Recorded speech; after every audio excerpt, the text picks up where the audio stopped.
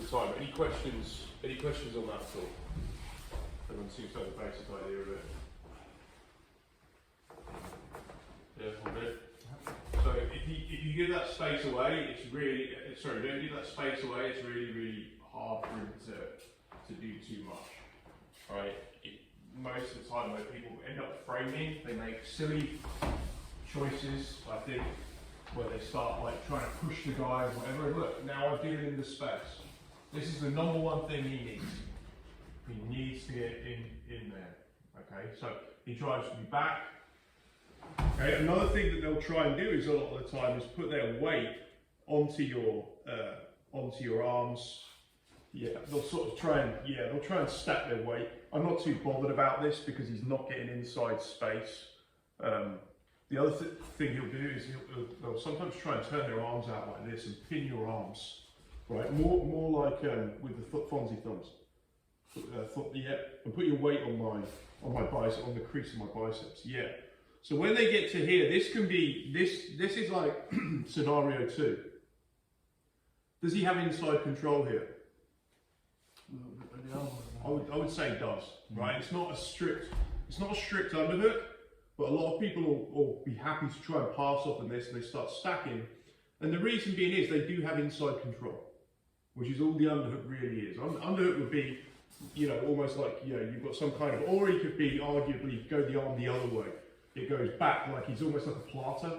I don't know, like a plot, like you do. Right, so sometimes you're going to get stuff like this as well. These are like the options, right? But this I'd say is like a bigger problem. Put your weight in make sure, yeah.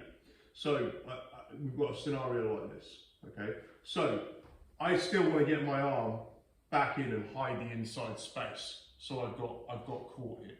So one of the options is I can start trying to go over the top. And when I go over the top, so it's like I always want to be thinking about the major ways my arms can move. So you just relax a second. So here I have full extension. That's full extension, right? My triceps basically are locked at this point. My thumb is turning inwards as much as possible. It creates an awful lot of tension here, which makes it hard for him to get in. What he's doing to me from the top is he's doing the full outward rotation of the thumbs, like Fonzie, right? In Happy Days, he's like this, right? Thumbs out, right? Then there's another position within this, is that I internally rotate my thumb, what we sometimes call guillotine a clock, when we guillotine people or we grab hold of something, yeah? And I can switch between these two. They tend to switch quite easily, right? And then the final one would be like an iron pillow. So it's basically full external rotation, but I'm going completely above my head, right? As opposed to, I mean, this is basically the same thing. It's just where I'm doing it at. Yeah. So those are the 4, and you want to keep them in mind because anytime your arm is stuck between them, there's no tension. Yeah. So we go back. So he tries to force this because it doesn't require a lot of work. So I have 2 options as to how, and you can throw the foot in, but the basic idea I want to give you to begin with is whether I go under to try to force this back out, and I change the angle, right? So now he doesn't really have the underhook because he needs that weight on that side, so I'm sliding the underhook back. Or the other option is I go over the top. So it's basically I'm going to look at my watch and I pull back through. And now I've got the underhook. But I like this idea of doing this slow and understanding the basic mechanics of it. You can always add speed, but I think it's important that you don't just sort of like start doing this. When you've got somebody putting a lot of weight on, you want to be able to use movements that are really able to slowly clear. And all I'm doing with this is going under. I could just as easily go over, but when I go over, I'm going to have to take his elbow off the ground. And now we're back underneath. Any questions on that at all? Make sure that when you're doing this, I try and make it as heavy as possible for him.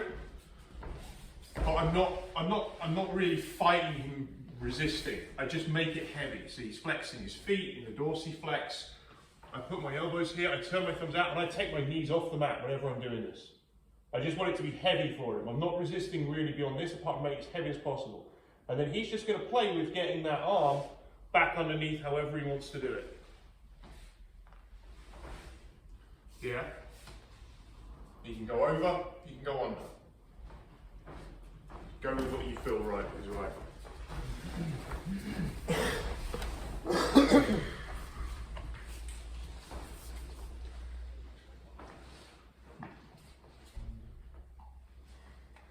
Turn your thumbs out, Martin. Your thumbs are not out. Yeah.